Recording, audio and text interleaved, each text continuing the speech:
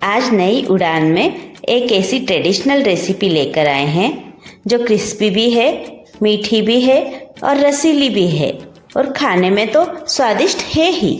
आप सभी का स्वागत है नई उड़ान में। आज हम बनाने वाले हैं रसीले और मीठे खाजे। इसके लिए सबसे पहले हमें मोयन के लिए थोड़ा घी गर्म रख लेना है। अब मैंने 500 ग्राम के लगभग मैदा ले लिया है। मैदे को मैंने एक परात में ले लिया है और अब हमने जो घी गर्म रखा था वह गर्म हो चुका है। मोयन के लिए मैंने पहले इसमें 3 टेबलस्पून घी डाल दिया है और एक बार मसल करके इसे मिक्स कर लेना है। अब इसमें घी कम लग रहा है तो मैं इसमें 2 टेबलस्पून के करीब घी और डाल रही हूँ और इसे भी हमें अच्छे से मसल करके मिक्स कर लेना है। अच्छे से मिक्स करने के बाद हमें इसे चेक करना है कि मुट्ठी बांधने पर यह अच्छे से बन जाए। इतना मोयन इसमें हमें चाहिए। आटा लगाने के लिए अब हमें एक बड़े कप में गुनगुना दूध ले लेना है और दूध से ही हमें आटा लगाना है। तो हमें थोड़ा थोड़ा दूध डालते जाना है और आटे को लगाना है। हमें इसमें चीनी बिल्कुल भी नहीं मिलानी है क्योंकि हम बाद में इसे चाशनी में डालने वाले हैं। एक साथ ज़्यादा दूध डालने से आटा नरम हो सकता है, इसलिए हमें थोड़ा थोड़ा आवश्यकता अनुसार दूध डालते जाना है और आटे को लगा लेना है। हमारे यहाँ राजस्थान में यह मीठे खाजे होली और गणगौर जैसे त्योहारों पर बनाए जाते हैं। कमेंट करके बताइए कि क्या आपके यहाँ भी मीठे खाजे बनाए जाते हैं और यदि बनाए जाते हैं तो कौन से त्योहार पर बनाए जाते हैं। यह डो न तो ज़्यादा टाइट होना चाहिए और ना ही ज़्यादा लूज़ होना चाहिए। यह हमें कुछ ऐसा ही रखना है कि यह चिपके भी ना और ज़्यादा टाइट भी ना हो कि बेला भी ना जाए। यह देखिए, यह आसानी से टूट भी रहा है। इससे पता लग रहा है कि हमें किस तरह का डो चाहिए। अब इसे 10-15 मिनट के लिए रेस्ट करने के लिए छोड़ देना है। ये देखिए, 1 कप दूध में से ये दूध यूज़ नहीं हुआ है। 10-15 मिनट हो चुके हैं। हमें डो को फिर से ठीक कर लेना है। अब हमें इसकी लोई बनाने के लिए एक हिस्से को तोड़ लेना है और हाथों से इस तरह दबाव देते हुए इसे कुछ इस तरह लंबा करके रोल बना लेना है। इस तरह लोई बनाने में हमको बड़ी आसानी हो जाएगी। अब इसको हमें चाकू से इक्वल पार्ट्स में कट कर लेना है। ऐसा करने से लोई फटाफट से बन जाएगी, ज़्यादा टाइम भी नहीं लगेगा। अब हमें एक एक पार्ट को लेकर के उसकी इस तरह से लोई बना लेनी है। हमें इसी तरह से सारी लोई बना लेनी है ताकि एक साथ सारी लोई बन जाएगी और जब हम बेलने लगेंगे तो सबको एक साथ बेल पाएंगे। अब हमें इन्हें बेलना है। इसके लिए कोई भी चकला या स्लेब किसी पर भी आप बेल सकते हैं। इस तरह से हमें इसके छोटे छोटे खाजे बना लेने हैं। यदि बेलते समय ये खाजे थोड़े से भी चिपक रहे हों तो आप थोड़ा घी लगा करके बेल सकते हैं।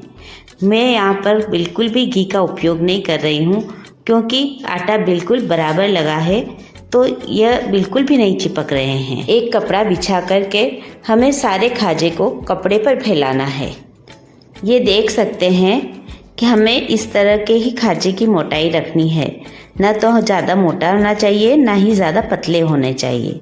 हमें सारे खाजे एक साथ बेल करके कपड़े पर फैला देना है और उन्हें थोड़े सूखने देना है। बीच बीच में उन्हें पलटते भी रहना है। अब हमें एक फोक से इस तरह से खाजे में छेद कर लेने हैं ताकि तलते समय यह फूले नहीं। ये देखिए, हमें इस तरह से छेद कर लेने हैं और इन्हें कभी कभी पलटते हुए 2 घंटे तक सूखने के लिए छोड़ देना है। अब हमें इन्हें तलने के लिए एक कढ़ाई में घी रख लेना है। मैं यहाँ पर देसी घी का यूज़ कर रही हूँ। इन खाजों को हम एक बोल या किसी भी थाली में ले लेंगे और गर्म घी में इन्हें हमें फ्राई करना है। इस एक एक खाजा हमें इस तरह घी में छोड़ते जाना है और इन्हें कड़क होने तक फ्राई करना है। यदि यह ज़्यादा सूख गए हैं तो हाई फ्लेम पर भी यह तले जा सकते हैं और यदि यह नरम है तो इन्हें मीडियम लो फ्लेम पर भी ब्राउन और क्रिस्पी होने तक हमें उलटते पलटते इनको तलना है। ये खाजे बहुत ही टेस्टी, क्रिस्पी और खस्ता बनते हैं। क्योंकि इसका आटा दूध से लगाया जाता है, इसलिए इसका कलर भी बहुत ही अच्छा आता है। ये देखिए, अब इनका कलर भी चेंज होने लगा है। ये गोल्डन और ब्राउन होने लगे हैं और ये अच्छे से फ्राई भी हो चुके हैं। अब हमें इन्हें बाहर निकाल लेना है।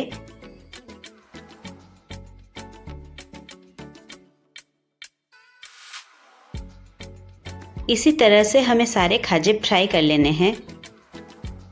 यदि आपको यह रेसिपी पसंद आ रही हो तो इस वीडियो को लाइक कीजिए, शेयर कीजिए और चैनल को सब्सक्राइब कीजिए। ये मीठे और रसीले खाजे खाने में बहुत ही स्वादिष्ट होते हैं। आप भी इन्हें बना करके ज़रूर ट्राई कीजिए। वैसे आप तेल में भी इन्हें फ्राई कर सकते हैं, लेकिन घी में फ्राई किए हुए खाजों का टेस्ट बहुत ही अच्छा आता है। सभी खाजे बनकर तैयार हो जाएंगे तो हम इनके लिए चाशनी तैयार करेंगे। वैसे चाशनी को आप खाजे बनते हुए बीच में भी बना सकते हैं, बस हमें थोड़ा सा उसे ठंडा करना होता है, फिर खाजों को उसमें डालना होता है। देखिए, खाजे बनकर तैयार हो चुके हैं। अब हम इनके लिए चाशनी बनाएंगे। चाशनी बनाने के लिए हमें एक बर्तन में 1.5 बोल के लगभग शक्कर ले लेनी है और इसमें लगभग 1.5 बोल ही पानी डालना है। मैं यहाँ पर 1 बोल पानी पहले डाल रही हूँ और फिर थोड़ी चाशनी बनने के बाद आधा बोल पानी मैं फिर से डालूँगी।